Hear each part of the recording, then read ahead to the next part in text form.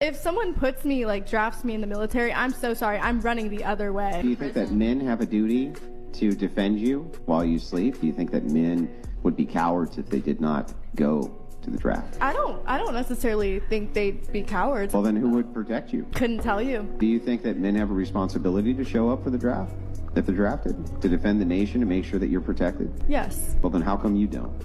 If men who aren't drafted in the military don't protect us, I don't know who's going to protect us. Right. So if they have that responsibility and they're cowards if they don't go to the draft, right? Somebody has to go. You would prefer that it's them over you, right? Yes. That doesn't sound very equal. You're talking about feminism being part of this equality and anti-patriarchy. It would appear that the patriarchy is necessary because you want them to go and fight wars on your behalf so that you can sleep at night without having any troubles, right? And you don't want to go fight those wars. So nothing bad happened? You didn't wreck it? You didn't hit anybody? You didn't run anybody over? You didn't get a speeding ticket? Wait, Jeffy, why are you making that face? Jeffy, did you get a speeding ticket? If anyone cares, I now identify as bacon. 73% fat and salty as fuck. This is Put a Finger Down, Places You've Had Sex edition. In a car. In a hotel. In a shower. Someone else's house. A movie theater. A cemetery. School. Work. A park. A river, pool, or beach. Woods. Or in your own house.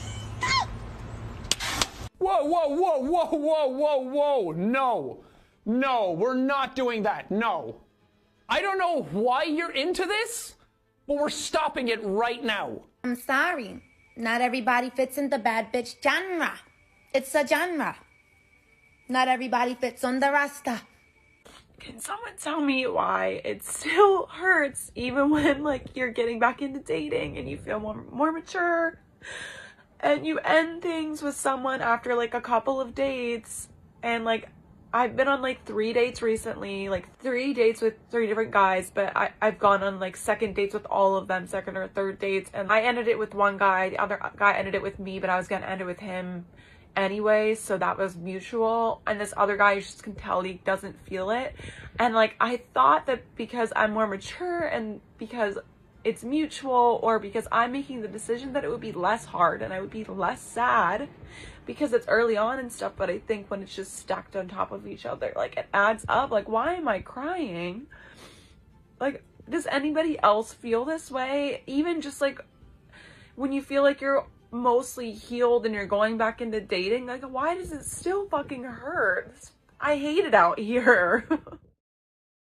Viral attention for sharing her regrets about ditching the idea of marriage and family.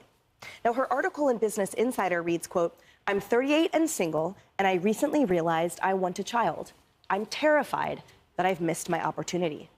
That woman's name is Melissa Persling, and she's revealing to Fox News Digital what she thinks caused her current situation. Listen. I feel unbelievably betrayed by feminism. I was constantly fed this idea that women can do everything. We don't really need men. Women can have the great career and have the kids that they like and change the tires and do this. I mean, I grew up thinking, and men are great, but, like, I can do all the same things. I do feel in many ways betrayed by that line of thinking. I kind of want to go back to some of those teachers and coaches and say, what the hell did you mean by that? Because women can't do it all. We can't. Katrina, what are your thoughts on this? Okay, I'm going to go deep here. So I have a lot of opinion on this, and I really think that feminism in some ways has really sabotaged women's happiness. And the reason I believe that is because we are asked to do all these different things, right? But then our nervous system goes whack. Like, I know for myself, I'm in work mode, and then mother mode, and then family mode, right? And so your system just completely goes out of whack, which is why I truly believe, and I found this quote and I thought it was so telling, is that the divine feminine is the rawest, wildest, and most honest mirror a man will ever encounter. The awakened man opens his heart and goes to battle. He will tame his dragons and face his deepest shadows, since he knows that deep within, her heart will guide him home. And I think that there is a beautiful balance between the feminine and the masculine energy. And you want to know what fucking sucks? I'll tell you what fucking sucks. What sucks? Shoveling a ton of gravel.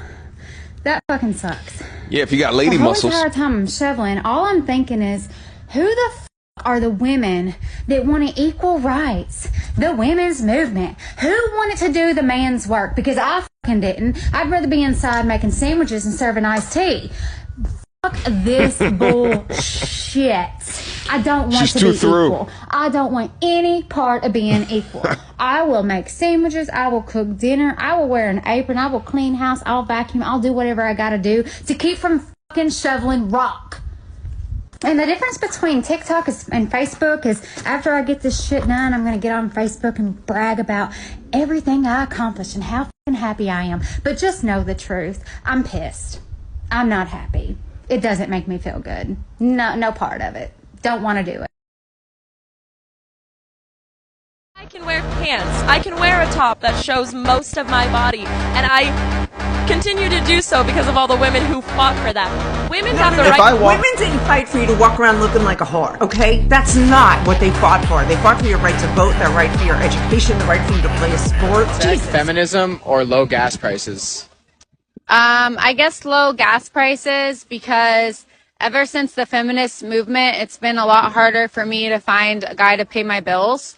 And all of a sudden I have to work and I have to do all these things. And I honestly don't want to work. I would rather stay in the kitchen.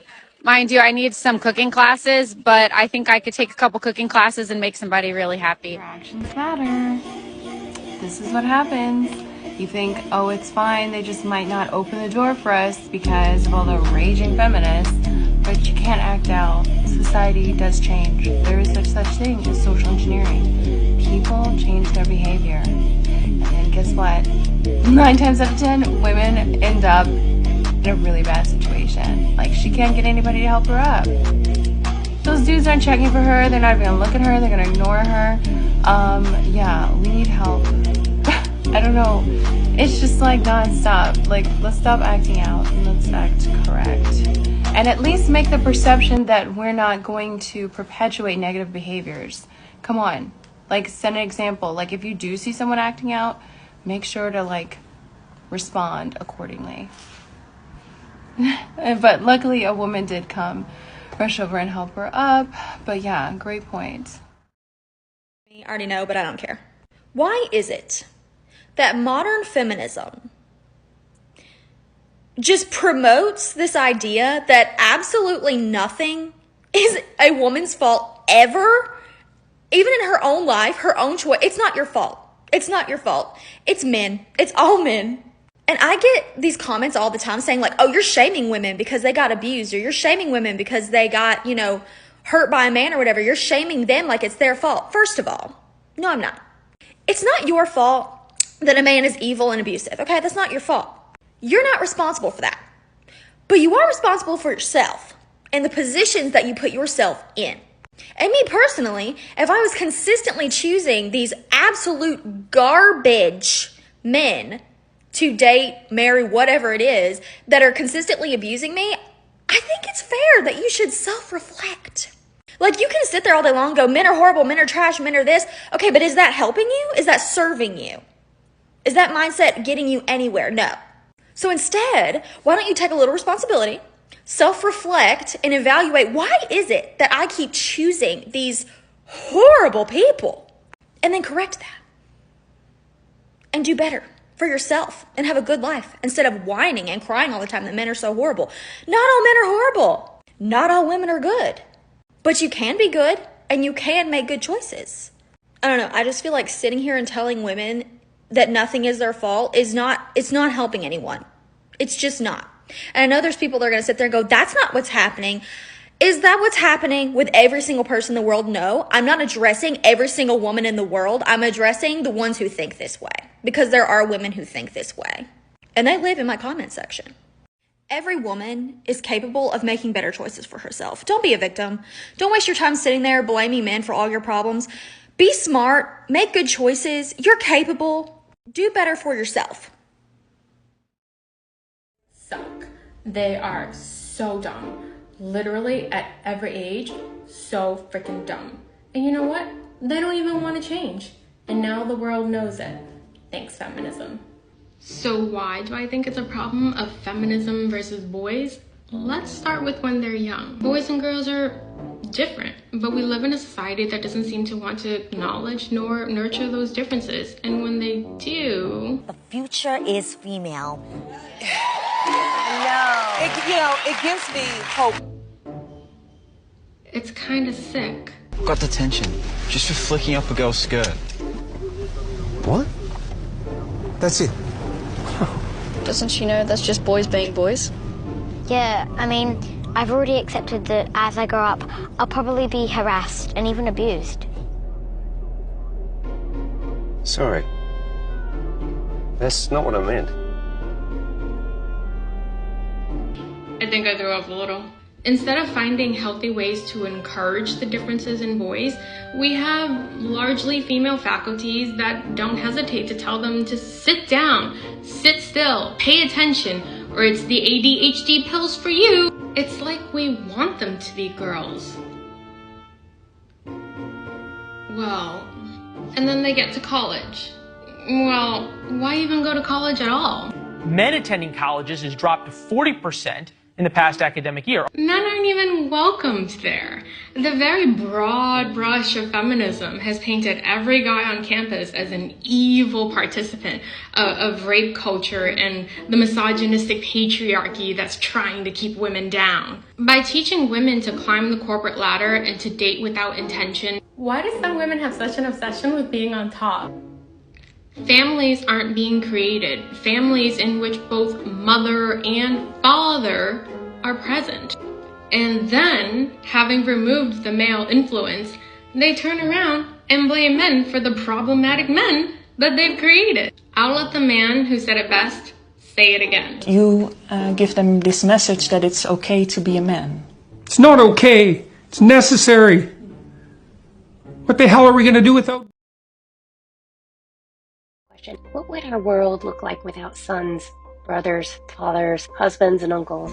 It has taken raising sons for me to realize how toxic society can be towards men. Oh, the good ones are taken. The future is female, or men need to behave, are constantly tossed around, cloaked in feminism or equality.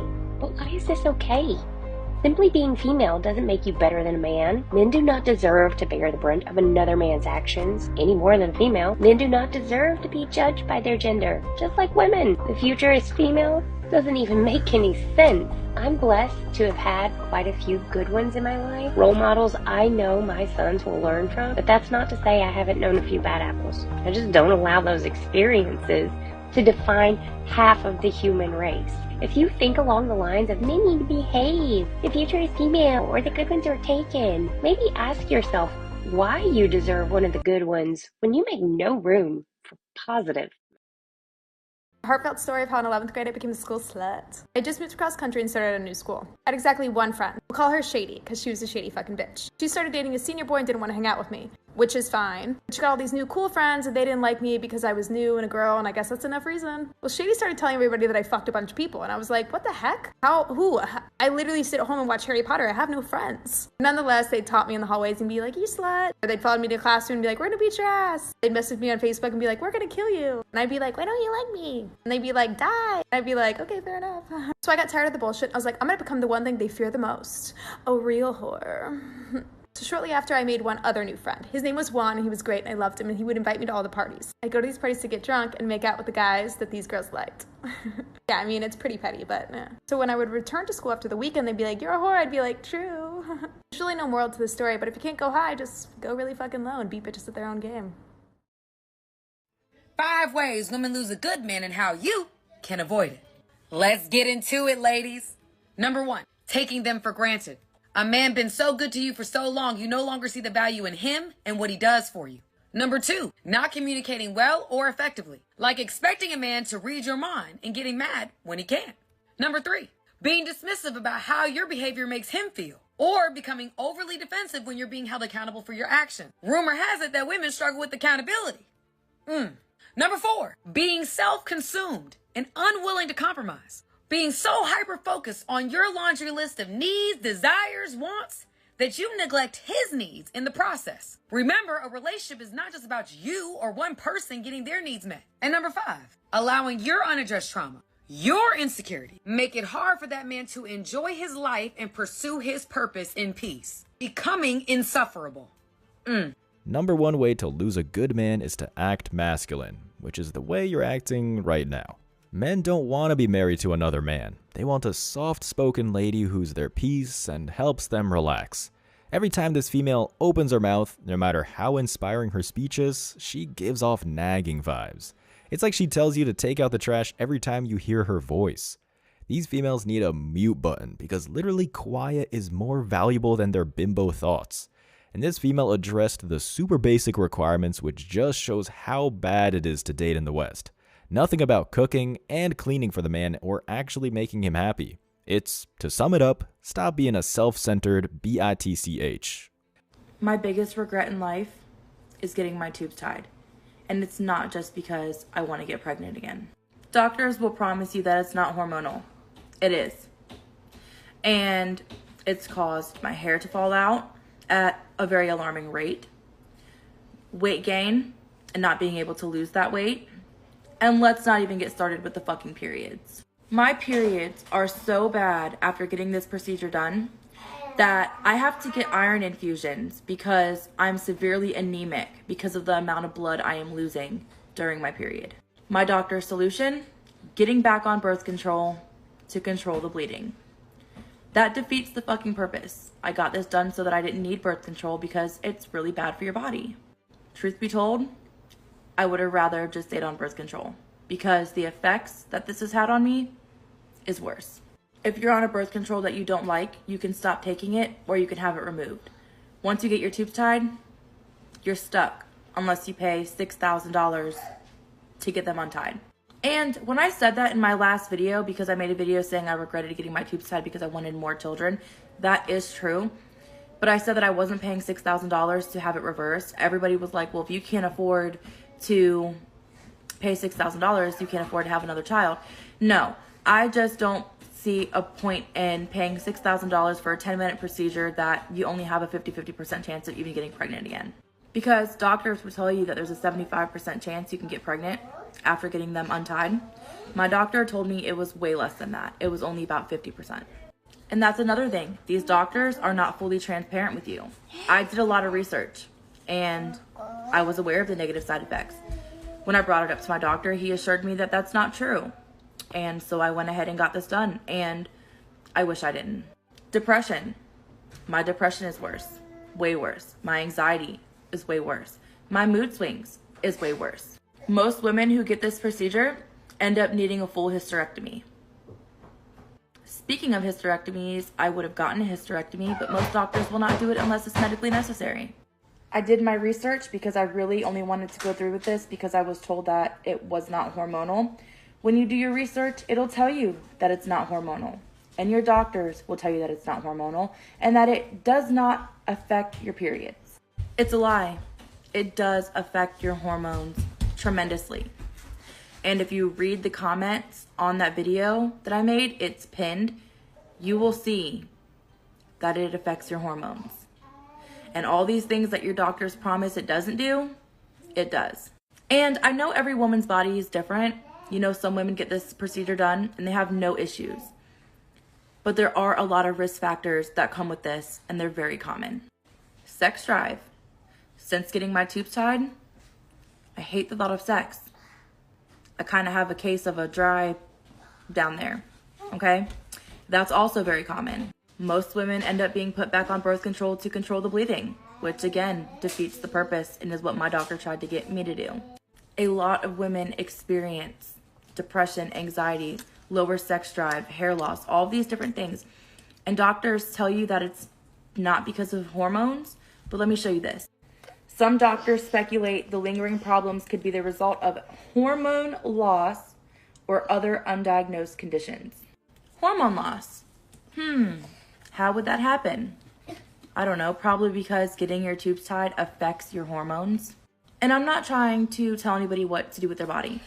You know, it's your body. It may work really well for you. I'm just going off my experience, and I'm going off the experience of many other women who have commented the negative experiences they have had after getting their tubes tied. Doctors are not fully transparent with you. They don't tell you the truth. And when you look on Google to do your own research, one thing tells you it affects your hormones, one thing tells you it doesn't. There's no definite answer in anything. And obviously there's not going to be, because like I said, every woman's body is different. But these are just things that I want you to take into consideration if you are thinking about getting this procedure done, because I wish I hadn't. And that wraps up today's episode of Manosphere Daily. If you enjoyed the content, give it a like. Be sure to subscribe and hit the notification bell so you're notified as soon as a new video is out. Share your thoughts in the comments below.